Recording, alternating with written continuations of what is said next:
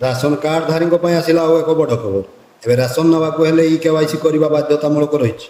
ଅକ୍ଟୋବରରୁ ମୃତ ration card ହିତାଧାରୀଙ୍କୁ ଚିହ୍ନଟ ପ୍ରକ୍ରିୟା ଆରମ୍ଭ ହେବ। ତ ନେଇ କ'ଣ ରହିଛି ସମ୍ପୂର୍ଣ୍ଣ ଅପଡେଟ୍ ଆସନ୍ତୁ ଜାଣିବା ଏହି ଭିଡ଼ିଓ ମାଧ୍ୟମରେ। ତ ଚାଲନ୍ତୁ ଭିଡ଼ିଓଟି ଷ୍ଟାର୍ଟ କରିବା। ତା ପୂର୍ବରୁ ଯଦି ଆପଣ ଆମ ଚ୍ୟାନେଲକୁ ନୂଆ ଆଗେ ଦେଖୁଛନ୍ତି ତାହେଲେ ଆମ ଚ୍ୟାନେଲକୁ ଏବେ ହିଁ ସବସ୍କ୍ରାଇବ୍ କରନ୍ତୁ ଏମିତି ନୂଆ ନୂଆ ଇନଫର୍ମେଟିଭ୍ ଭିଡ଼ିଓ ଦେଖିବା ପାଇଁ। ଆସନ୍ତା ଅକ୍ଟୋବରରୁ ରାଜ୍ୟରେ ମୃତ ଓ ନିଖୋଜ ରାସନ କାର୍ଡ ହିତଧାରୀଙ୍କୁ ଯାଞ୍ଚ ପ୍ରକ୍ରିୟା ଆରମ୍ଭ ହେବ।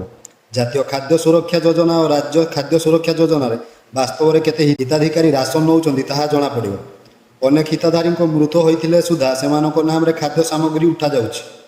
ଏହାକୁ ରୋକିବା ପାଇଁ ଡିଲର ପଏଣ୍ଟରେ ଯାଞ୍ଚ କରାଯିବ।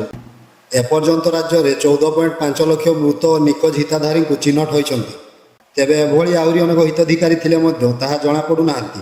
ଏହାକୁ ଦୃଷ୍ଟିରେ ରଖି ରାଜ୍ୟ ସରକାର ତୃଣମୂଳ ସ୍ତରରେ ରାସନ କାର୍ଡ ଯାଞ୍ଚ କରିବାକୁ ନିଷ୍ପତ୍ତି ନେଇଛନ୍ତି।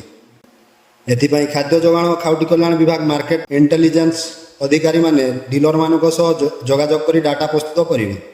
ରାଜ୍ୟରେ 12,000 ସରକାରୀ ଖୁଚୁରା ଦୋକାନୀ ଅଛନ୍ତି। ସେମାନଙ୍କଠାରୁ ହିତଧାରୀମାନଙ୍କ ସମସ୍ତ ତଥ୍ୟ ସଂଗ୍ରହ କରାଯିବ।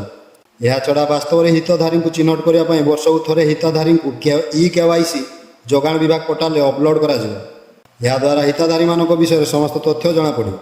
ଏହାଦ୍ୱାରା ଜାତୀୟ ଖାଦ୍ୟ ସୁରକ୍ଷା ଯୋଜନାରେ ସ୍ୱଚ୍ଛତା ପାରଦର୍ଶିତା ରହିବ ବୋଲି ଯୋଗାଣ ବିଭାଗର ଜଣେ ବରିଷ୍ଠ ଅଧିକାରୀ କହିଛନ୍ତି। ସେ କହିଛନ୍ତି ରାସନ ନେଉଥିବା ବ୍ୟକ୍ତି ପ୍ରକୃତ ହିତାଧିକାରୀ କି ନୁହେଁ ଡିଲରଙ୍କ ନିକଟରେ ଥିବା ପଏଣ୍ଟ ଅଫ୍ ସେଲ୍ରେ ଆଙ୍ଗୁଳି ଛାପ ନିଆଯିବ। ଯେଉଁ ହିତାଧିକାରୀ ଆଙ୍ଗୁଳି ଛାପ ଦେବେ ନାହିଁ ସେମାନଙ୍କର ରାସନ କାର୍ଡ ତାଲିକାରୁ ନାମ କଟିଯିବ।